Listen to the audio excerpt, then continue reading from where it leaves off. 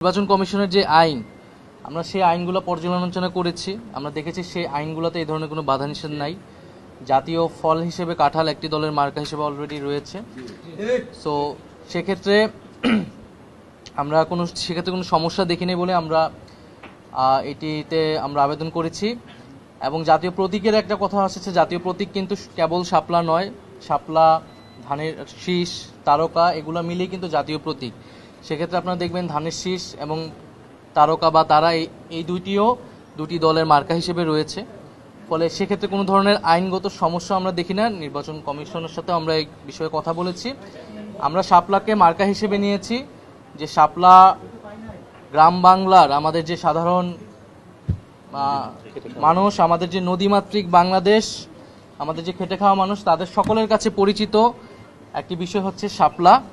সেই জায়গা থেকে আমরা মনে করেছি যে জাতীয় নাগরিক পার্টি এনসিপি যেহেতু সাধারণ মানুষের, সাধারণ জনগণের দল হিসেবে গণ অভ্যুত্থানের মধ্য দিয়ে প্রতিষ্ঠিত হয়েছে এবং সাধারণ মানুষের জন্য তারা কাজ করবে, রাজনীতি করবে, সেই জায়গা থেকে বিবেচনা থেকে আমরা শাপলাকে সর্বোচ্চ প্রায়োরিটি দিয়ে আমরা আবেদন করেছি শাপলার জন্য। আপনারা জানেন যে আজকে ইলেকশন কমিশনে জাতীয় নাগরিক পার্টি এনসিপির পক্ষ থেকে দল নিবন্ধনের জন্য যে সকল কাগজপত্র এবং আবেদন, সকল শর্তাবলী পূরণ করে আমরা আমাদের সেই কাগজপত্র এবং আমাদের আবেদন আজকে নির্বাচন কমিশন বরাবর দাখিল করেছি। এবং আমরা যেই নির্বাচন কমিশন কর্তৃক যে শর্তাবলীগুলো রয়েছে সেই শর্তাবলীগুলোর অধিক আমরা পূরণ করেছি। 105টি উপজেলা, 25টি জেলা কমিটি হয়েছে জাতীয় নাগরিক পার্টি এনসিপির। এছাড়াও প্রতিটি উপজেলায় 200 জন সমর্থকের যে ফর্ম পূরণ করতে হয় এবং প্রতিটা জেলা এবং উপজেলায় অফিস নিতে হয়, সেটার অফিসিয়াল চুক্তি লাগে, সেই সকল কাগজপত্র সহ আমাদের গঠনতন্ত্র এর আগের দিন জেনারেল আমাদের সাধারণ সভায় পাশ হয়েছে খসড়া গঠনতন্ত্র, সেই গঠনতন্ত্র সহ আরও সকল কাগজপত্র আমরা একসাথে সবকিছু আজকে নির্বাচন কমিশন বরাবর জমা দিয়েছি। এবং আমরা আশাবাদী যে আমরা খুব দ্রুত সময়ের মধ্যেই আমরা জাতীয় নাগরিক পার্টি এনসিপি নিবন্ধন পাবে, নিবন্ধিত দল হিসেবে জনগণের কাছে যাবে।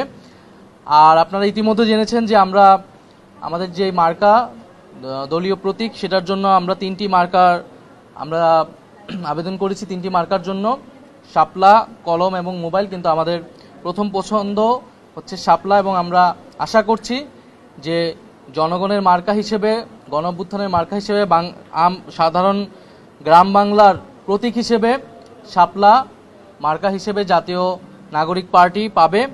এবং এই শাপলা মার্কা নিয়েই আমরা আগামী দিনে জনগণের ভিতরে কাজ করব, নির্বাচনে অংশগ্রহণ করব।